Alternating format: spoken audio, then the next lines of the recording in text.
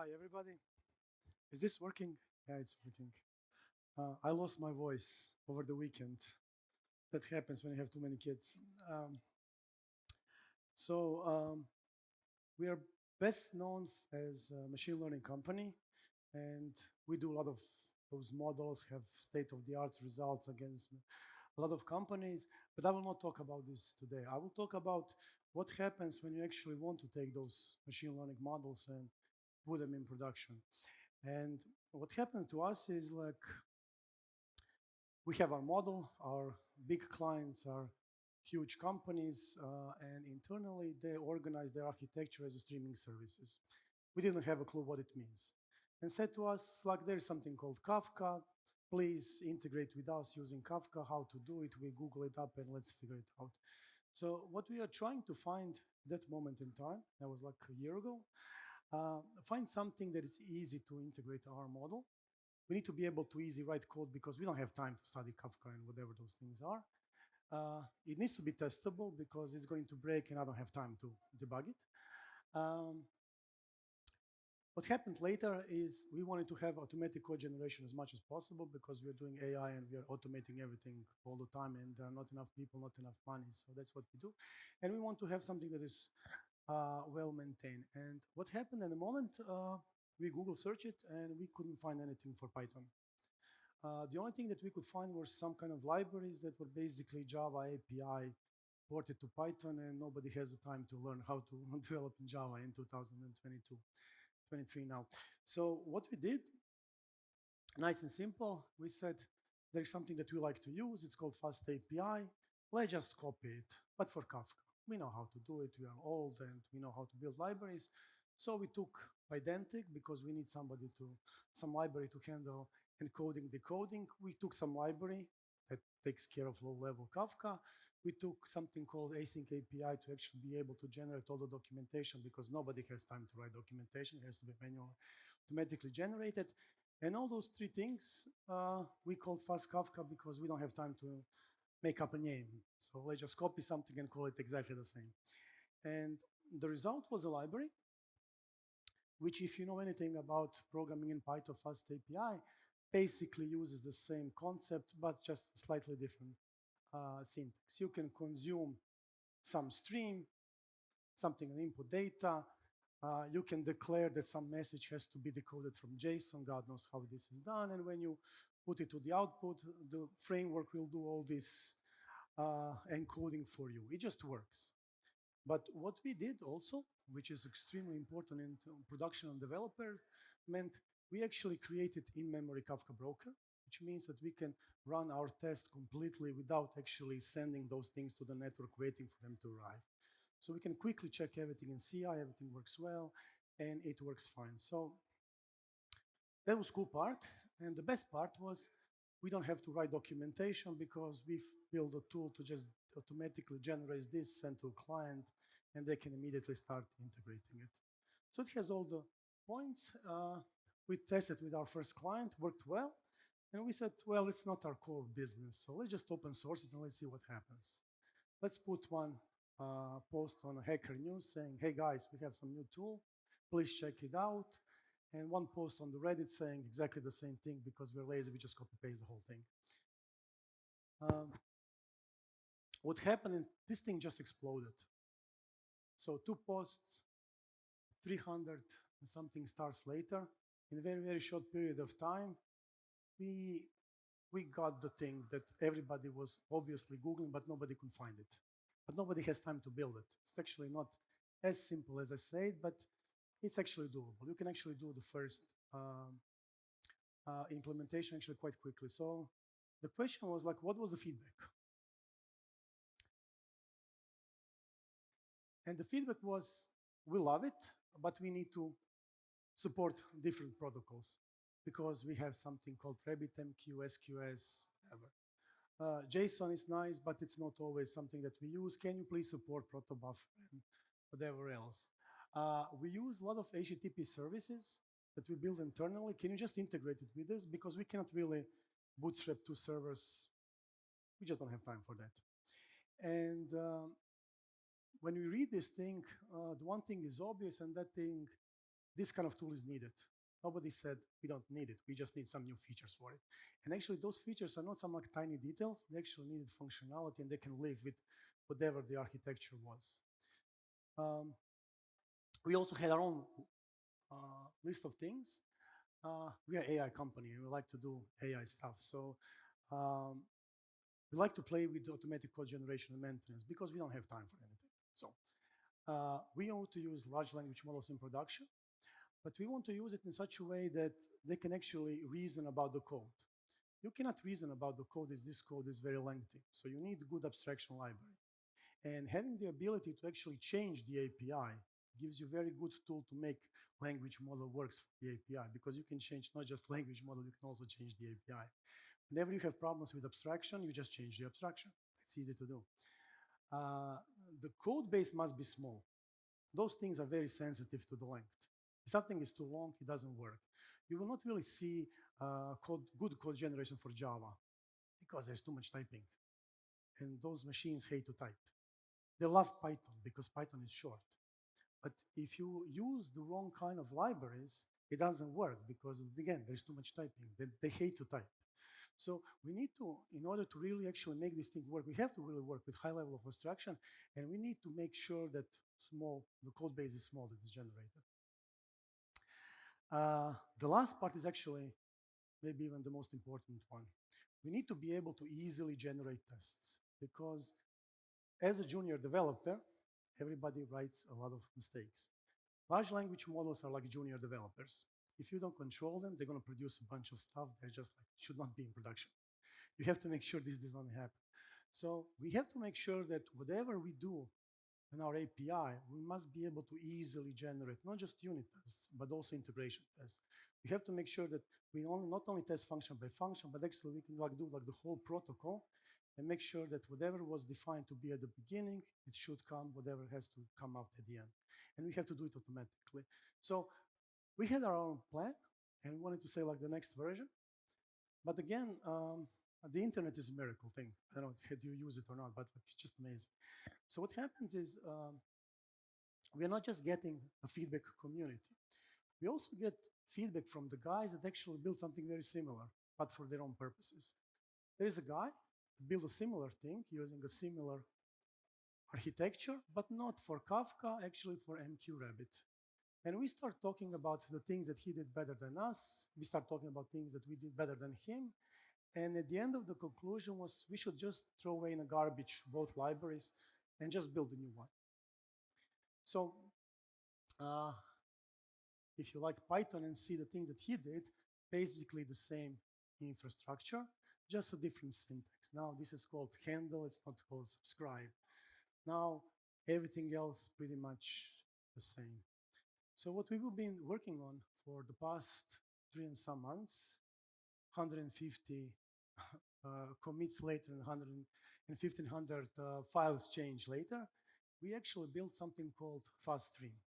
So it's taking the best ideas from the both libraries, deprecating them both, and building a new one. But this one supports multiple brokers because we can handle now Kafka, Rabbit, and because once you start abstracting from two different things, you get much better abstractions because now you figure out what you did wrong.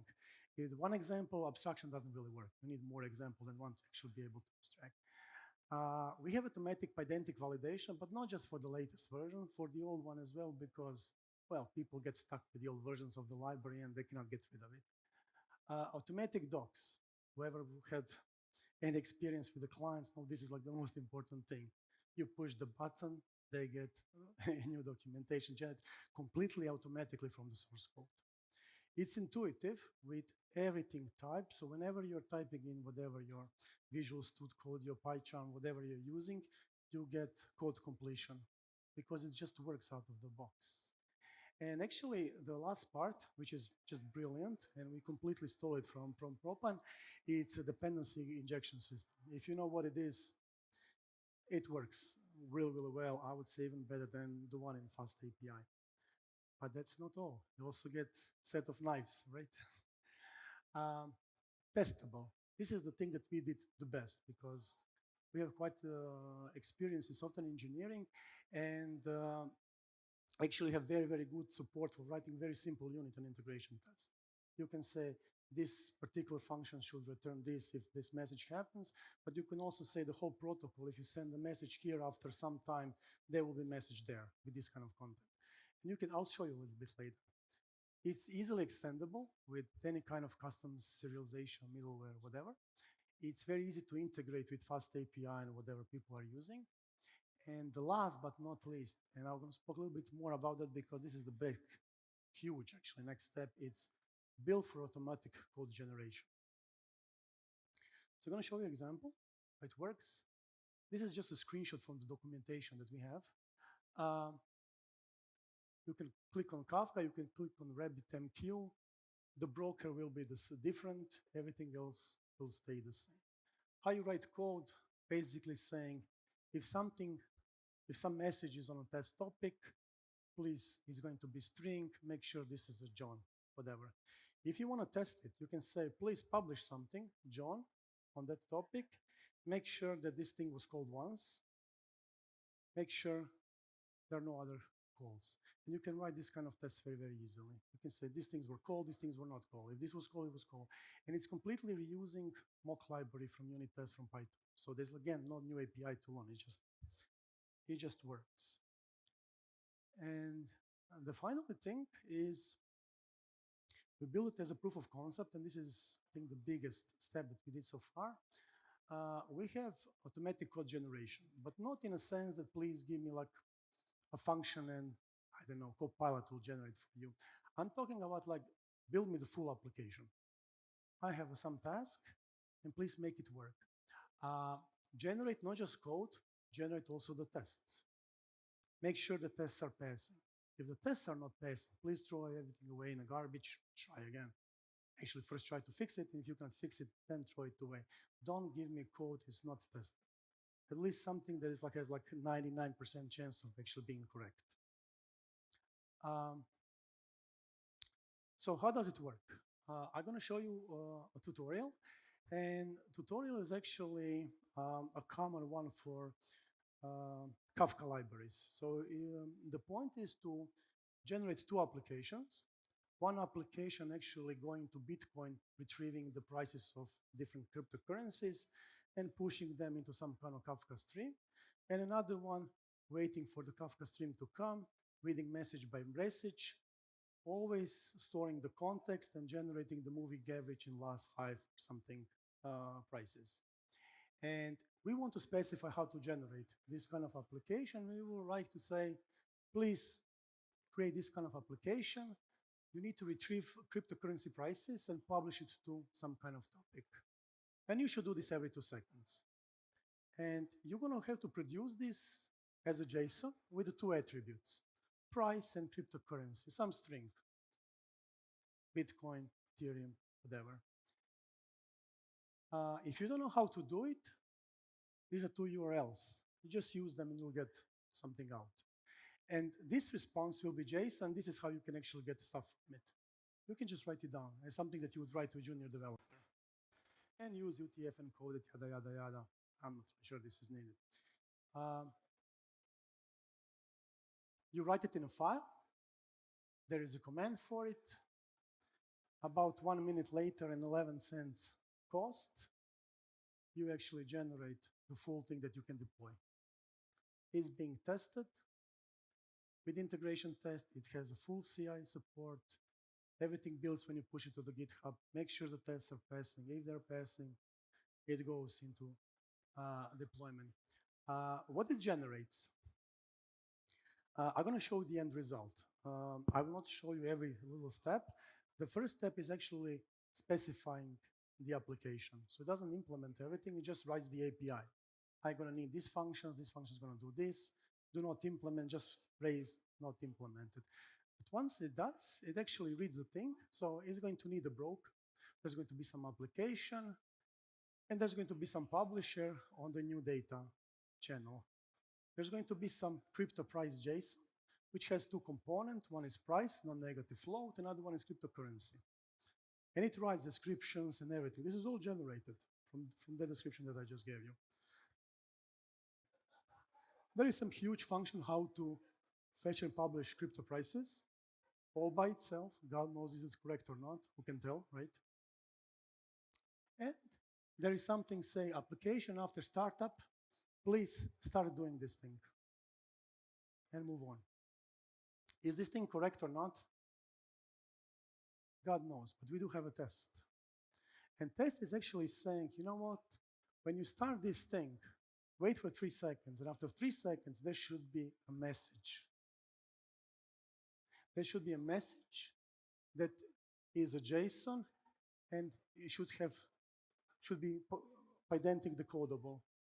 If this thing passes, which means it was called, it was successful, everything went well. So there was actually a message with the proper format that is getting congested by the system. And this thing was generated correctly. This doesn't happen every time. If you have any experience with large language models, they do a lot of mistakes. But it's extremely difficult to make a mistake in a code and a mistake in a test so they cancel each other. That's very difficult. That's why we force juniors to write both things in the same time. Not one and then the other. Because it's so difficult to make both things work if they're wrong. It's just too difficult. So you have quite good assurance, and we couldn't find a single error yet of the code actually being generated and passing the tests. It fails and sometimes spends more than 11 cents or 20 or 30. It's going to go and again and again and again until everything is correct. And if you know much about software engineering, what you actually see here, and this is the strategy that most people are employing today, is actually waterfall methodology for generating code. So I'm going to start with some description. I'm going to validate it. There's going to be another box that I forgot to put. I'm going to generate the specification, which means like API functions, but everything will be unimplemented. There's just going to be comments and API displaying what you do, but it's all going to be raise, not implement, raise, not implement. Then I'm going to split in 2 guys. One agent will do code, one agent will do test, and they'll try to run it. There's going to be third one trying to fix it if it fails. If it cannot fix it 3 times, throw away, start again. If this thing is successful, then you can deploy. And this is a waterfall, but that's not actually what we believe is a long-term solution for this kind of problems. With what's going to happen, URL will change tomorrow. Or the BTC will not be BTC, it will be something else. Or they're going to have a client that's going to say, you know what, I don't need Ethereum, I need something else. Please fix it. And what we're doing right now, actually, a lot of those tasks are actually being rewritten, not as a waterfall, but actually as an agile, if you know agile process, which means that somebody is monitoring logs, there is some exception in the logs, raise an issue. Issue was raised, there is a tester, it has a task of writing a test that fails, that looks like that thing that failed in the logs. Then there is the developer trying to make the function pass, and then there is a reviewer saying, okay, I should be able to merge this into the code base. And this is all integrated in a GitHub. So somebody has a new feature, I don't know, we have existing application, but we want to support another cryptocurrency. What do we need to do? Somebody will say, well, we should go in a specification, change the API, add whatever needs to be added, please change it. And what's going to happen very soon that for these particular applications, we're going to be able not just to generate, but actually maintain the application that has changing requirements all the time. And this is not really, so this thing works right now as like a waterfall, but actually the point of the game is to make them like agile, to make it like anything can happen in the same time. Many things can fail for many reasons. And then we should be able to actually write agents that's just going to be specialized and fix one by one error. And that's all that I wanted to say today. If you're developers, please check it out. If not, just give me a big applause and I'll be happy for that. And of course, do you have any questions? I always forget, please. Are you scared of this thing? Because I am. It works too well. actually. So if you ever play with ChatGPT, and it's like it's incorrect and so on, but it's very easy to structure the process where those things become correct. And um, one of the things that was really like mind blowing is if you have two agents talking to each other, a tester and developer, they will actually figure out what is wrong with the code. One will go crazy, but the other one will not in the same time. A second time, the developer will go crazy, but the developer will say like, hey guy, like you're just going like way off. Please return back to reality. And we really show that this is a scalable methodology. It can really scale to enterprise level application. So we are testing it right now with the application that we wrote for enterprise clients. And it's not so difficult, this kind of system to actually build it. The key is you need right abstraction in the library, but once this building block is built, it's actually very easy to reason about it, and you can actually automate the whole process with it. Questions, please. I start answering. Anyone? Please. There is a question over there. Thank you. No, we'll get you a microphone.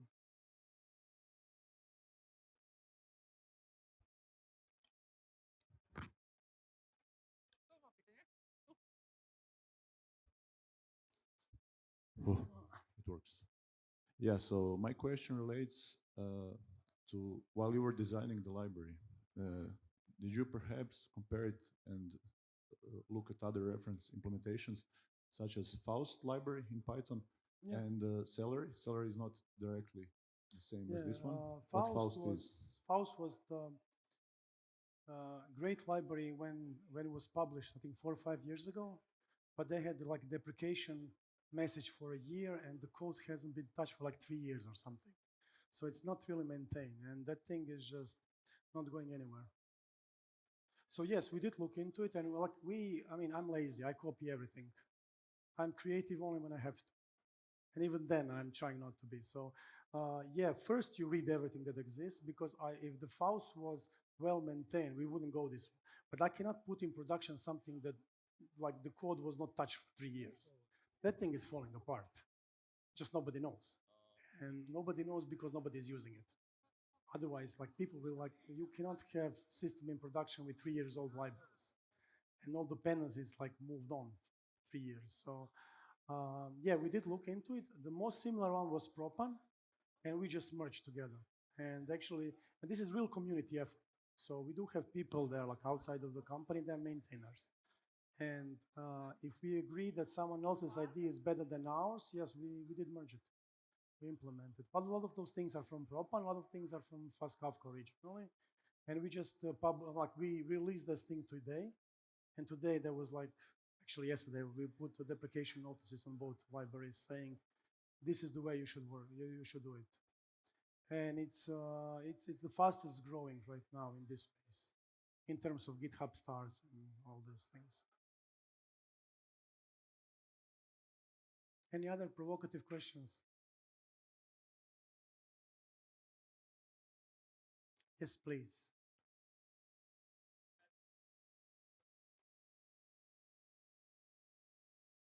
It's easier like this. Thank you. Thanks for the presentation. Okay, yeah, works. Thanks. Sorry. As I wanted to say, I'm not a developer, so I have a provocative question, which is basically touching the other perspective, which is ethical. So, what basically stops a malicious actor to prompt the system and say, create a perfectly operational production code, tested code, but with malicious part inside? Well, right now, nothing much really. So there's an underlying like language models. They will not refuse to do any of kind of things. Right? No, they will not. So right now there is not much. Like nothing. So the Lyman problem here definitely exists, but this is just like the first version. and we didn't really touch upon it. But eventually we will have to, of course. Any more nasty questions and comments? Yes, please. We are friends, we can do that. Hello. You said that you restart the training, code generation after 2 fails or 3 fails. How do you ensure that the results in the next iteration are different? Well, right now we are at 93% of success rate on our examples, which is like very high compared, like, so we started the whole project like 2.5 months ago. So we had very clear like understanding what we want to do, and we got to 93% easily. Once you get problems, sometimes the code is broken in such a non-trivial way that it's just easier to throw away everything and start from scratch. And I do it all the time with my code. If I get lost too many times, start again. Another thing is, so we have pluggable language models. So default one right now is GPT 3.5. If that doesn't work, try with 4. If that doesn't work, try something else. So we're going to play with it a lot. So one thing is like maybe we rewrite the specification. If anything fails too many times, go from scratch, try to make specification, because you cannot really know that things are correct until everything is correct, and even then you don't know, you're not sure is everything correct. But you can achieve much higher accuracy, and the trick is really not to trust the language model. You need to create conversation between agents, and once they start talking to each other, and this is like really ridiculous thing to look at the logs at the end, they're saying like, oh, like, I think you're wrong. I think this code is wrong. I think my test is right. Well, please, can you check this? And then you have a third guy saying like, maybe the whole architecture is wrong. You try it a couple of times. They might get lost in that conversation. You go back. What I think, and what is a good thing about this kind of approach, is not fully automatic, because whatever it's not solvable is just going to be issued in a GitHub, so humans can go and read it. Merging pull requests, you can automate them, but you can also leave people to do it. So you can tweak the systems in a different ways to have some kind of control. But I think by using this kind of methodology, you can like speed up maintenance of the system dramatically, because you need so much less people to do the boring stuff, like reading log, raising an issue if you see exception, creating a reproducible test with the same exception. Everything is written in logs. It's just boring as hell. It takes a lot of focus, and you can automate those kind of things. I think you can speed up development and maintenance a lot, because you don't have to allocate that much resources. And the key moment is really to understand that this is not, those language models will never be able to, you just like, here's my application, please write it. Doesn't work that way. You have to structure the process. You have to set up an environment. You have to like create a company culture between those agents, how they actually communicate with each other, and when they reach consensus, how they say like, okay, now we all agree, let's move on. And that's fascinating thing that we can actually do. So in my perspective, it's just fascinating that these things can be done, but not the way we thought they're going to be done. Like, I give you a problem, you give me a solution, but actually structuring the process where you have those agents talking to each other and saying, okay, now we agree what should be the best strategy. Now you try it, and if it fails, you throw everything in the garbage and try again. And it's scalable.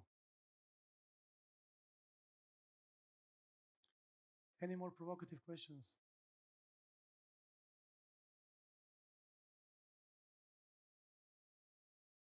Going once?